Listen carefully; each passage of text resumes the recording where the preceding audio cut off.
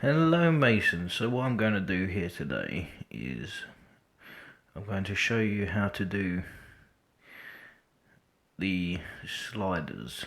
So what I'm going to do is I'm going to take one action here and then I'm going to duplicate it a few times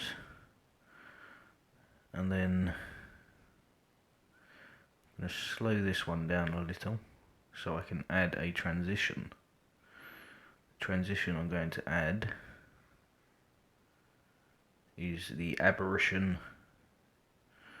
Right, I need to make it longer.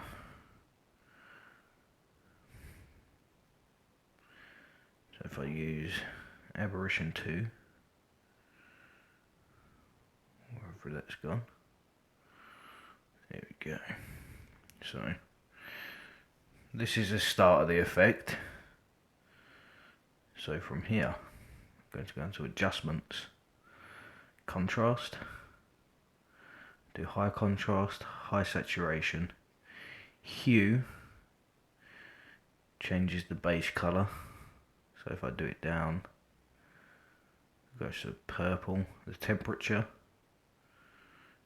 go up and down, changes temperature accordingly. And the same for the tint.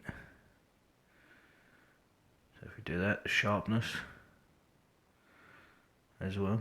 So as you can see, that is now fully transformed this.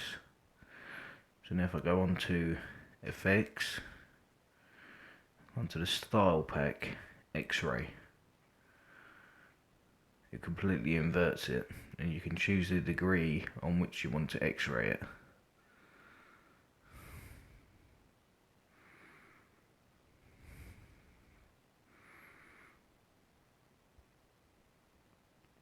So with that being said, we have our first clip.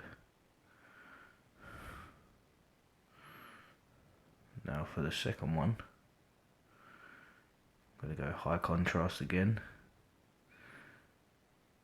low saturation, hue, I want to get it in the gold area like that.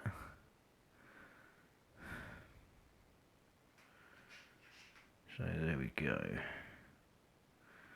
Now with this one, go on to filter, illusionary. You might have to download this one, but it works very well. So use the illusionary filter for 40%, and then X-ray that. And then we have this one. If I go straight on to X-ray, that's what we get. So if I use the adjusters now, see what we get when we do the contrast, saturation, hue, temperature, and tint.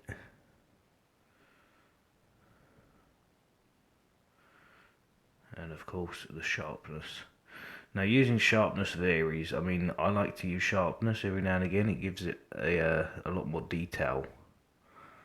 So coming out of this, what I'll do here is I'd slow this one down so I can add another transition here,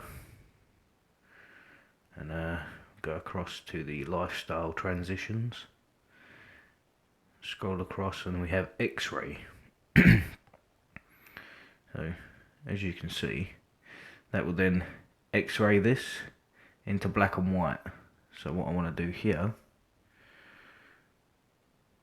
we do it up until this point, do a split transition here, and then use the fade here.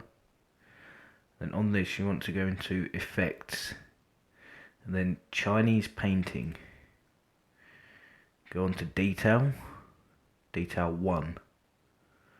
You can go up in detail, which blurs it out, down in detail, becomes more in focus.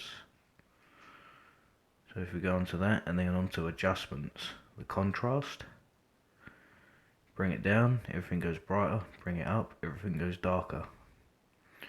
Saturation, doesn't really change much. The hue, now this will give you different lighting effects, as you can see as I slide it down and up, you see the difference in the effects.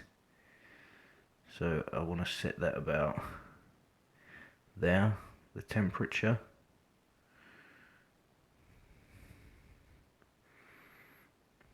And the tint. Sharpness is very good in this effect. So the brightness as well. On this one is very good because you can adjust the amount of shadow that you're casting. So if I leave that at 7. So go on to filter. I mean, I've got all sorts of different filters here. We've got creepy filters and artistic filters, but they don't really do much in this scenario. But if we lose the illusionary filter, you see what happens.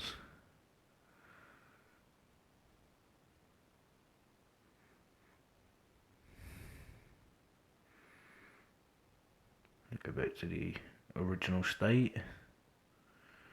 I mean, you could use like spotlight filters, but again, they just amp up the brightness. So if we just stick that to the original, and then you'll see this transition. I'll play it from the start here.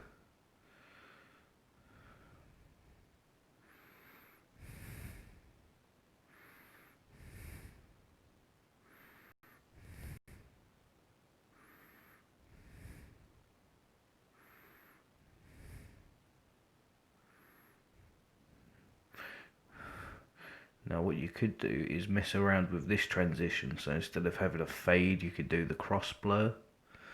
So it sort of becomes this.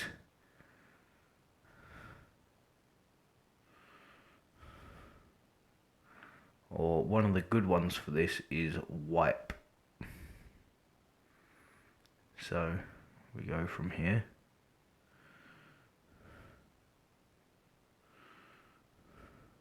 So we scroll across. They have different wipe options. We have wipe up, wipe clock. So let's try the wipe clock.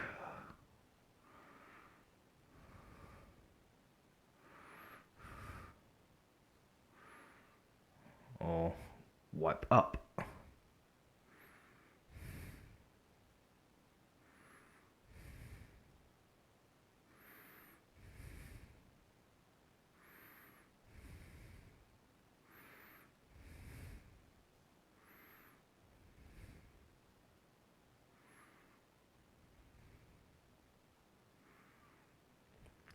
There are loads of different ones that you can use, but I think the wiping ones are best for this. We're going to not the linear, dissolve, that's the ones. So we have wipe center.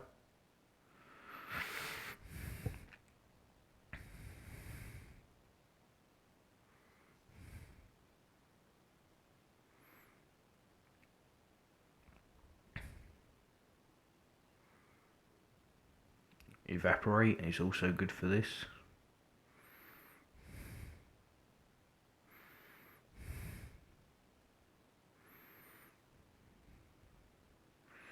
And there you go. So if I play that from here,